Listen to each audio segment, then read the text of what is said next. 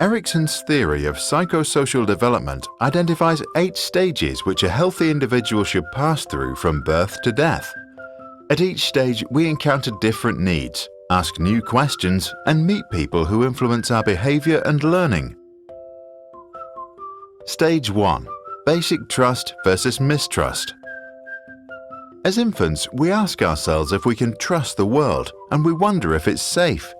We learn that if we can trust someone now, we can also trust others in the future. If we experience fear, we develop doubt and mistrust. The key to our development is our mother. Stage 2. Autonomy versus shame and doubt. In our early childhood, we experience ourselves and discover our body. We ask, is it okay to be me? If we are allowed to discover ourselves, then we develop self-confidence. If we are not, we can develop shame and self-doubt. Both parents now play a major role. Stage 3. Initiative versus guilt.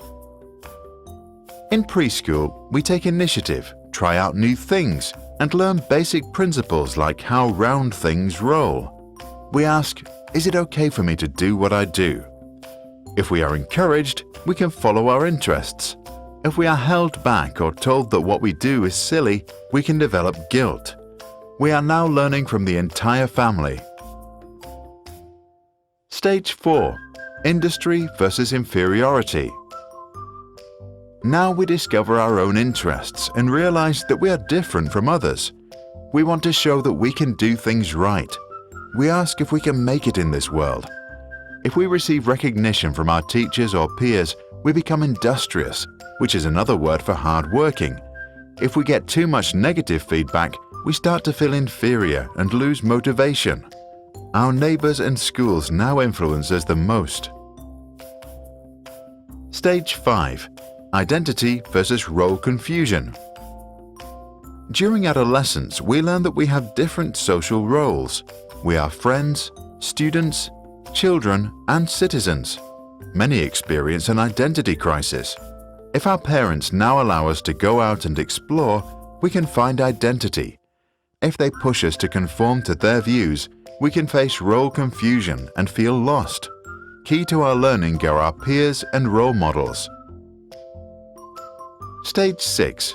Intimacy versus isolation. As young adults, we slowly understand who we are, and we start to let go of the relationships we had built earlier in order to fit in. We ask ourselves if we can love. If we can make a long-term commitment, we are confident and happy. If we cannot form intimate relationships, we might end up feeling isolated and lonely. Our friends and partners are now central to our development. Stage 7. Generativity versus stagnation. When we reach our 40s, we become comfortable, use our leisure time creatively, and maybe begin contributing to society. Our concern is generativity. If we think that we are able to lead the next generation into this world, we are happy. If we did not resolve some conflicts earlier, we can become pessimistic and experience stagnation. People at home and at work are now who influences the most. Stage 8. Ego integrity versus despair. As we grow older, we tend to slow down and begin to look back over our lives. We ask, how have I done? If we think we did well, we develop feelings of contentment and integrity. If not, we can experience despair and become grumpy and bitter. Time to compare us with mankind.